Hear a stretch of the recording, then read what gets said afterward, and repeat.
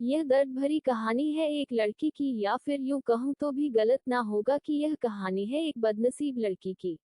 वैसे इस दुनिया में लड़की होना ही जीवन को काफी कठिन बना देता है, और जब आप दिखने में अच्छे ना हो, पढ़ाई लिखाई में भी अच्छे ना हो, तब सोचिए कठिनाई का लेवल क्या होता होगा। संध्या बचपन से ही पढ़ाई लिखाई में कमजोर थी। रंग उसका सांवला था, नाक नक्शा भी बाकी लड़कियों की तुलना में इतना खास न था। ऊपर से भगवान ने दांतों की बनावट भी टेढ़ी मेढ़ी दी थी। जब संध्या छोटी थी तो बचपन में स्कूल के बच्चे चिढ़ाते। बड़ी हुई तो गली मोहल्ले के लोग उसे देखकर मुंह फेर लिया करते। कोई भी उसका दोस्त बनने के लिए तैयार न था, उसके रिश्तेदार भी कुछ खास उसे भाव दिया ना करते। बस एक उसकी माँ ही थी जिसे उसके सूरत या लुक से कोई फर्क नहीं पड़ता। माँ संध्या से और संध्या माँ से बेहद प्यार करते। दुनिया भर की आलोचनाओं को सहने की शक्ति थी माँ संध्या के लिए। जब कोई उसे डफर बोल देता या जब कोई उसे बदसूरत बोल देता, जब संध्या को शादी के लिए देखने आए लोग उसे बिना पसंद किए लौट जाते, यहाँ तक कि जब खुद के पापा ही उसे मनहूस बोल देते, तब माँ ही तो थी जो उसे समझाती कि लोगों के बोलने से क्या होता है, तू तो मेरी प्यारी बेटी है।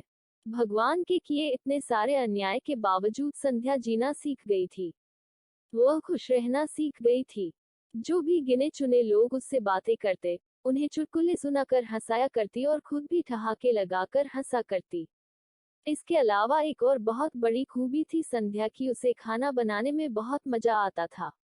और ना सिर्फ खाना बनाने में मजा आता था, उसका बनाया खाना खाकर लोगों को जो स्वाद आता था वह उनको तृप्त कर जाता था।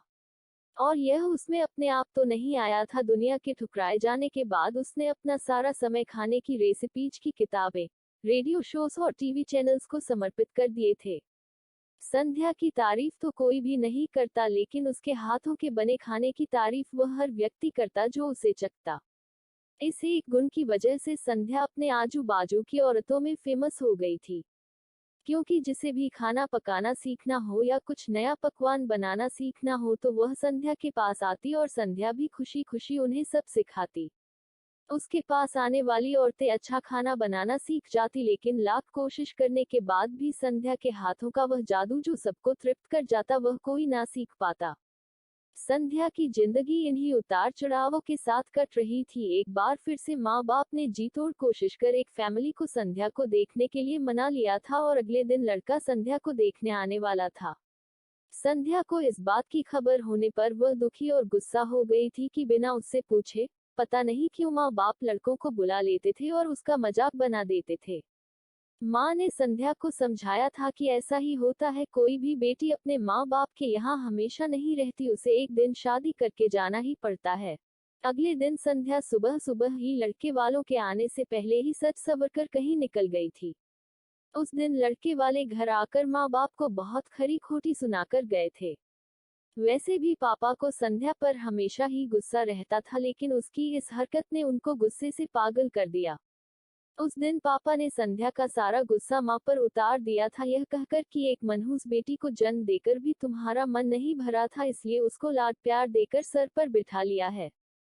हमेशा अपनी बेटी के बारे में गलत बोलने वालों से नाराज रहने वाली माँ आज खुद संध्या से नाराज हो गई थी, और वह अब संध्या के घर वापस आने की बेसब्री से राह देख रही थी ताकि अपना गुस्सा उस पर उतार सके।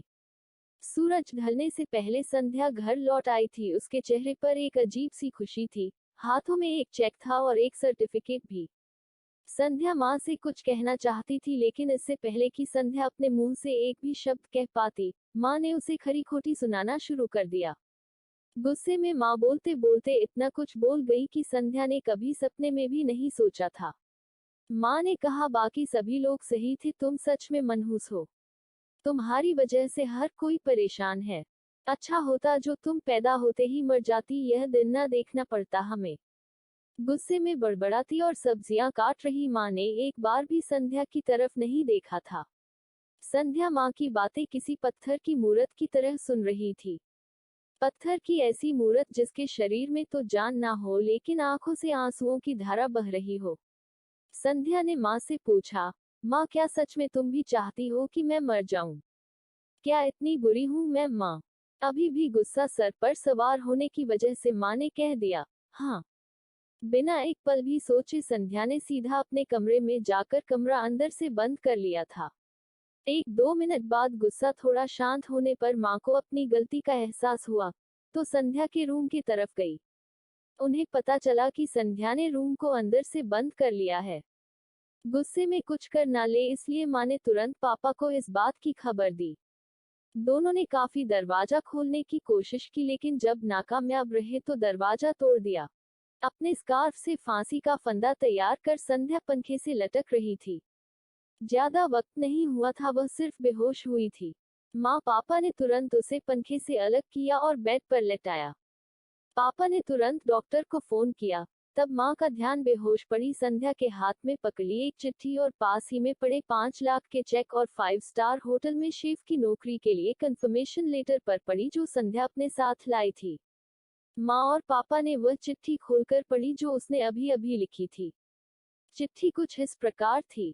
मम्मी और पापा, मैं जानती हूँ मेरे जन्म से लेकर आज के दिन तक मैंने ऐसा कुछ भी नहीं किया है जिस पर आप गर्व कर सके, लेकिन मैं आपको बताना चाहती थी कि आज मैं खाना पकाने के नेशनल लेवल कंपटीशन को जीत चुकी हूँ और यह 5 लाख का चेक मुझे प्रथम स्थान पर आने के लिए मिला था। जज को मेरा खाना इतना पसंद आया था कि उन्होंने मुझे एक बहुत बड़े होटल में बतौर मास्टर शेफ की नौकरी के लिए कंफर्मेशन लेटर ही दे दिया था। पूरी दुनिया मेरे खिलाफ है, मुझे इस बात का कभी भी फर्क पड़ा ही नहीं था और ना ही बाबूजी की कड़वी बातें मैंने अपने दिल पर ली थी, क्योंकि मैं जानती थी बाहर से सख्त दिखते मेरे बाबूजी अंदर से तो मुझे प्यार ही करते थे। प्यार ना करते होते तो बिना मांगे मुझे कपड़े, मिठाइयाँ, पटाखे ये सब ना ला कर देते। माँ के प्यार को कोई क्या बयां कर सकता है। मेरी माँ मेरे लिए मेरी सारी दुनिया थी। जब माँ मेरे साथ होती तो मुझे किसी बात की परवाह ना होती थी। मेरी माँ मेरी थी इसलिए मुझे किसी और की जरूरत ना थी।